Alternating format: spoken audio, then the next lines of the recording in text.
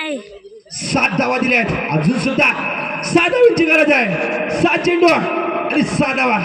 अटीतटीचा सामना आहे. आता मात्र सर्वात जबाबदारी आहे ती विराजच्या खांद्यावरती आहे.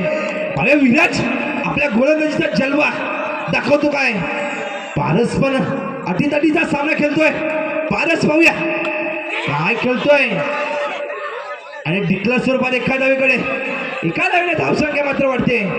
8 धावांवरती 5 चेंडू आणि 5 धावा. काय सामना रंगलाय. रसिक प्रेक्षकांच्या डोळ्याचं पांढ फिरणारा सामना आहे. सुंदर क्षेत्र खराब क्षेत्र खेळतोय. 2 धावा काही रुकू शकत नाहीये. 2 धावांची धावसंख्या वाढते. 10 धावांवरती आता मात्र 3 धावांची गरज आहे. 4 चेंडूंनी 3 धावा आणि चेंडूंनी धाव जातोय. काय गोलंदाजी आहे. म्हटलं जातं ना सामना कोणत्या बाजूनेही झुकू शकतो. गोलंदाज ताकदवर आहे त्याचप्रमाणे फलंदाज सुद्धा ताकदवर आहे.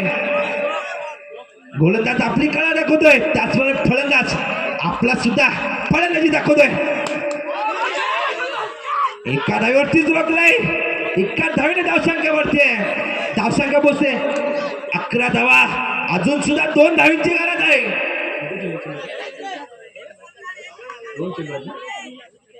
2 चेंडू आणि 2 धावा. पहा शेवटच्या चेंडू पर्यंत जाणारा सामना आहे. अटीतटीचा सामना आहे. सामना रंगलाय. कार्तिकी लेवल वर्सेस कापरेवाडीच्या या 2 संघादरम्यान. हे डिरवनचं क्रीडांगण आहे. भरलेलं क्रीडांगण आहे. सेमी फायनलचा सामना पाहूया. अजून विराज काय करतो आपल्या संघासाठी. 2 चेंडू आणि 2 धावा. आता मात्र सर्व जबाबदारी सुजलच्या खांद्यावरती आहे.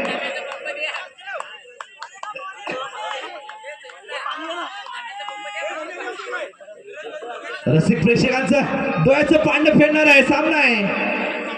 पहा काय फायनलचा सामना होतोय. दोन्ही संघ अटीतटीचा सामना आहे. दोन्ही संघ मातबर आहेत. दोन्ही संघ आपल्या बाजूने सामना झुकावा यासाठी प्रयत्न करतोय. पाहूया 2025-26 चा मानकरी कोण ठरतोय. कार्तिकी लेवल का बाप्पा मोरे खापरेवाडी. दोन्ही संघ मैदानात आहेत.